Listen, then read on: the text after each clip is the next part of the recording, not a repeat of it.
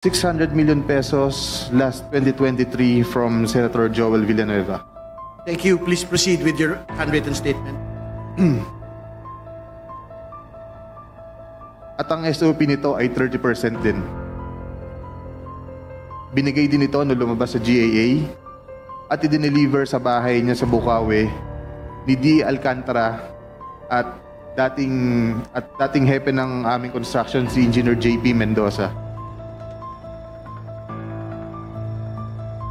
Si D. Alcantara namin ang masasabing chief implementor. Siya po ang kumakausap sa lahat ng politiko na involved dito. At least 3% po siya sa lahat ng projects na dumadaan sa opisina namin. At pinapasabi pa nga sa amin sa mga kontraktor na kung gusto nyong magkaroon ng maraming projects sa susunod, ay magbigay kayo ng additional na 2% sa kanya. Parang finder's fee daw.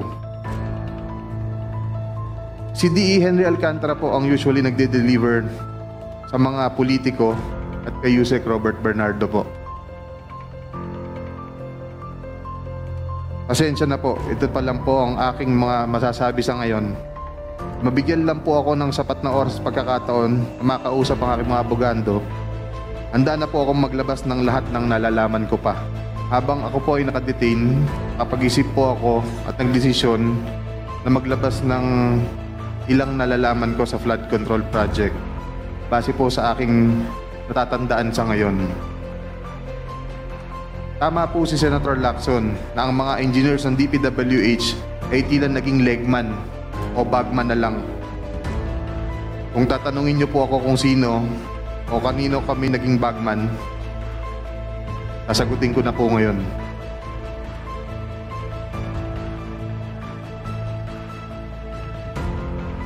Sabi ni Senator Marcoleta kahapon, ligtas ka na. Hindi po ito totoo.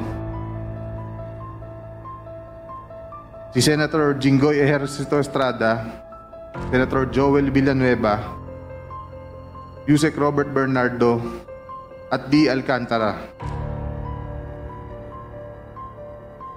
Si Senator Jinggoy po ay nagbaba ng 355 million ngayong 2025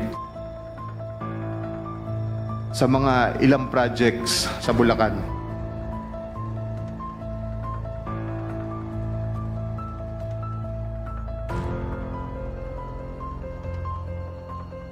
At ang sabi po ng boss ko dito ay 30% ang commitment dito. Ang mga projects po na to ay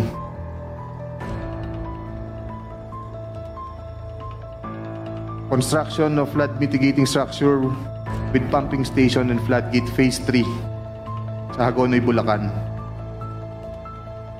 Flood control mitigating structure with pumping station and floodgate sa Malolos, Bulacan. Hindi ko na po babasahin lahat to. Isasama ko po to sa aking written statement. Let me repeat it, Your Honor.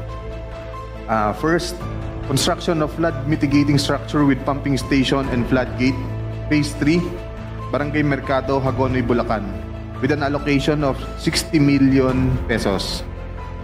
Number 2, construction of flood mitigating structure with pumping station and floodgate at Mambog Creek,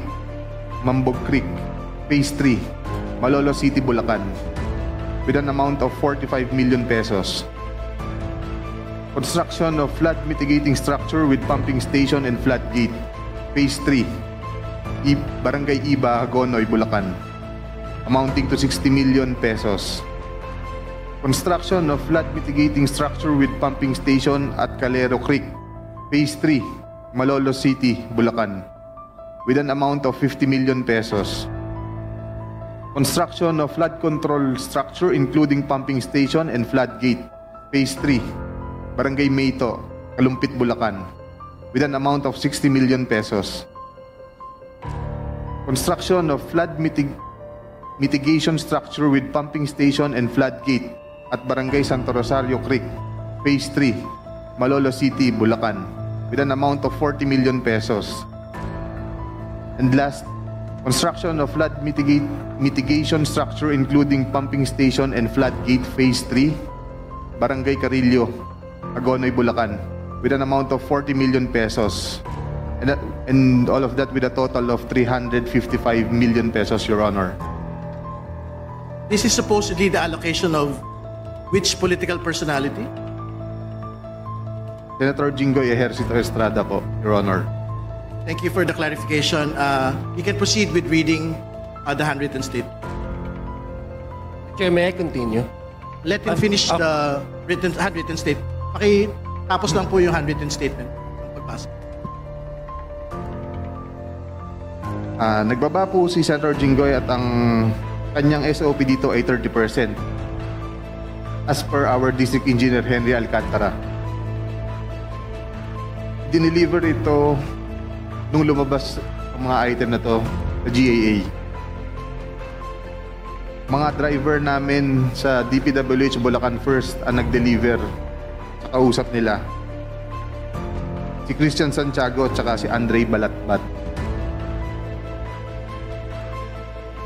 Galing din ito sa utos ni D. Alcantara. Noong 2023 naman, naglabas ng 600 million si Senator Joel Villanueva at ang SOP nito ay 30% din. If I'm not mistaken, sorry. Pwede kong sabihin ko po kung anong mga projects to, mga line item din. Please proceed with disclosing the line items so the nation may able to tie the line item to the political personality involved. First, rehabilitation of flood control structure along Balagtas River, Barangay Panginay, Huwawa, Phase 3, Balagtas, Bulacan, with an amount of 75 million pesos. Construction of Bukawe River Flood Mitigation Structure, Station 12, plus 589 to Station 12, plus 739, at Barangay Bambang, Bukawe, Bulacan, with an amount of 75 million pesos. 9 to Station 12 plus 739 at Barangay Bambang, Bukawi, Bulacan with an amount of 75 million pesos. Construction of Bukawi River Flood Mitigation Structure at Station 4 plus 204 to Station 4 plus 354 at Barangay Turo, Bukawi, Bulacan with an amount of 75 million pesos. Construction of Bukawi River Flood Mitigation Structure at Station 3 plus 036 to Station 3 plus 236 at Barangay Kaingin, Bukawi, Bulacan. Construction of this also has an amount of 75 million pesos. Number 5, construction of Bukawi River Flood Mitigation Structure, Station 5 plus 466 to Station 5 plus 667 at Barangay Bunlo, Bukawi, Bulacan with also an amount of 75 million pesos. Construction of Balagtas River Flood Mitigation Structure at Station 3 plus 533 to Station 3 plus 683 at Barangay Santol, Balagtas, Bulacan with an amount of 75 million pesos also. Construction of Balagtas River Flood Mitigation Structure at Station 7 plus 654 to Station 7 plus 804 at Barangay Dalig, Balagtas, Bulacan also with an amount of 75 million pesos.